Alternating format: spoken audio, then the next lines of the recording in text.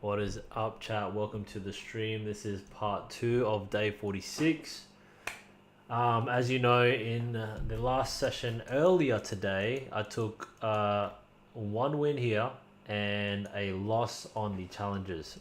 So this one win here was about 1.5% of the, what's that, 50k? Yeah, about 1.5%, about $720 if you watch the other video.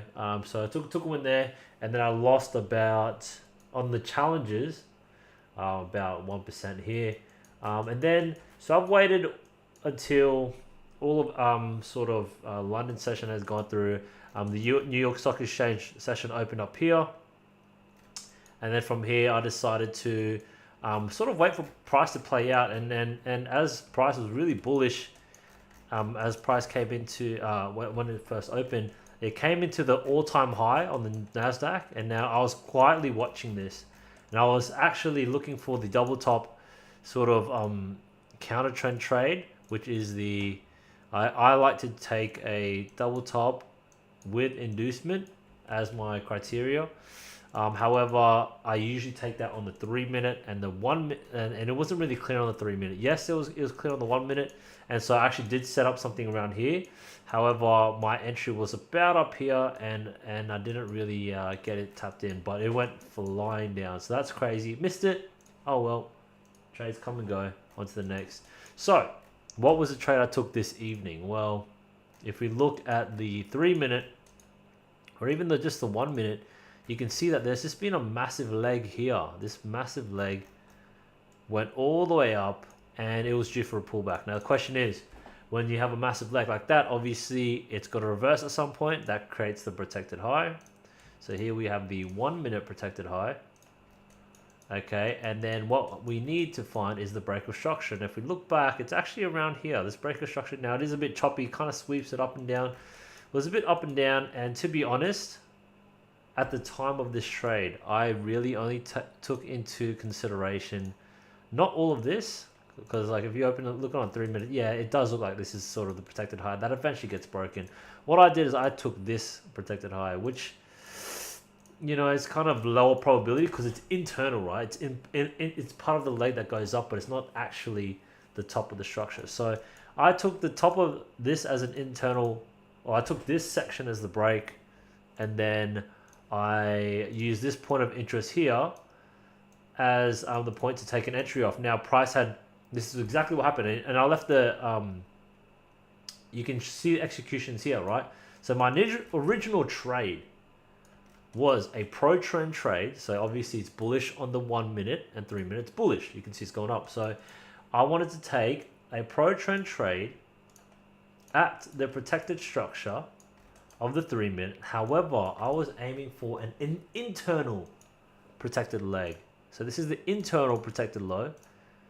And I looked initially for a continuation trade off of this internal protected low. Okay, and that's why I watched, because I'm like, okay, I really want to get in the longs. Where can I get in the long? And I was sort of just scrounging for opportunities. Probably not the best idea, but I was scrounging for opportunities, and I looked at this one. I'm like, okay, cool, this one looks great. Why don't I go ahead and take a long off there? And as you can see, my execution was here. After it had sort of swept it and started rejecting, I took some longs. So I took some longs, and price went down a little bit in drawdown. I wanted to cover this internal protected leg, internal protected low. So what I did, and this is gonna, you know, it's kind of sucky, but I wanted to target as a profit target just this opposite, the opposite internal, this opposite point of interest here. Just this POI, this is what my take profit was, right? I didn't want to aim for something massive, because if we look at the 15-minute, you know, the 15-minute protected structure would be something like this all the way here, and I'm not taking a trade off of that zone, so there's no point trying to hold out to the opposite point of interest in that zone. I'm taking something on a lower time frame, so my target has to be on a lower time frame. Now, as you can see, my target was here.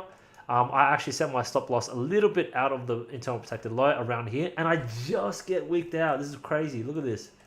This was my wick out at 2935.50. Oh, sorry, that's when I bought in a bit more Shortly after I got wicked out, I bought in again. Silly, but I bought it in again shortly after I got wicked out as I saw price was rejecting. So I figured, well, if it's gonna wick me out here, it's gonna keep on going down, but it didn't. It just wicked me out. So because I noticed that it just wicked me out and reversed in this one single candle here, I decided to take a long continuation. Now, I was obviously feeling a bit fearish. I had a lot of fear in my head because I'm thinking, man, I just lost my today's profits.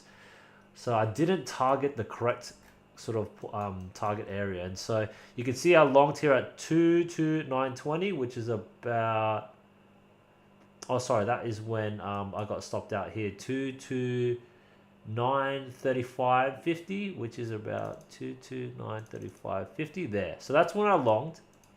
And my take profit here was at the 22962, 22962 on the dot. So that's it. And that was my stop loss, covering sort of this low area. So all in all, I took a small trade and I eventually got in the green. You know, I lost on this trade. I think I lost about 600. And on this trade here, I think I won about 1.1. So overall, that still puts me up on the day, which is pretty great. It's copied across all my accounts. So if I was to pull it up, accounts here, you can see the daily P&L here. So at the moment, all my XFAs are up. Let me just zoom into the page. There, all my express funded accounts here. Can I even highlight it? All my express funded accounts are up 1.26k, 1.2k for the day. My challenges are down 790. I took a loss after that initial trade, so we're up 1,200, which is about 6,000 for the day, which is great. I'm gonna stop out here, but as you can see, and this is the most annoying thing, my initial take profit on the first trade was at this opposite point of interest, which hits if I held this second trade out. So as you can see, first, stop loss too tight caused this first trade to lose. It's too tight. Ultimately, I could have put it outside of the actual protected low, but that would have ruined my risk to reward ratio. But look, to be honest, I would have, not had to cop a first loss. So realistically, it might be a better option moving forward. Secondly, I had to scale in again, took more risk to pretty much get into the same trade, which is kind of annoying. And I took profit early. So because of fear, I actually only took it to this internal protected high here. And so if I held it to the same take profit, it would have been, it would have been a really good trade. But, it is what it is. We live and we learn. And as you can see, it hits it precisely. The reason why I take profit at this area is because if I was to be someone that's taking lower time frame continuations, then I would be shorting at this area. And as you can see, it actually does play out. Because this is a valid point of interest. Price has come back to sweep this initial price, came down, it came back to sweep this initial candle, making this point of interest more relevant. And so an entry would have been something like that, covering that, to target this opposite point of interest, maybe something like here. And look, it does come over here, but realistically it'll be something like that if I was to take that lower time frame counter trend. But yeah, this is the 3 minute, I would say 3 minute pro trend continuation at internal protected high. And yeah, first one lost, second one won, but I could have definitely improved. So a lot of lessons. We're up for the day, we're doing good, and we are moving forward. 4 trades for today. Just to recap, we had 1 winner on my fundeds, 1 loser on my challenges, 1 loser on my fundeds, and 1 winner on my challenges. So overall, we are up 6,000.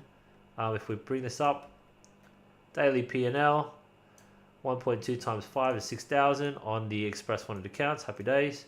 And then the challenges are just down 790. So look, that's pretty good for the day. First trading day on the XFAs. Hopefully we keep it up and we keep on moving strong. That's pretty much it, chat. Yeah, let's crack on with day 47. See you tomorrow. Bye.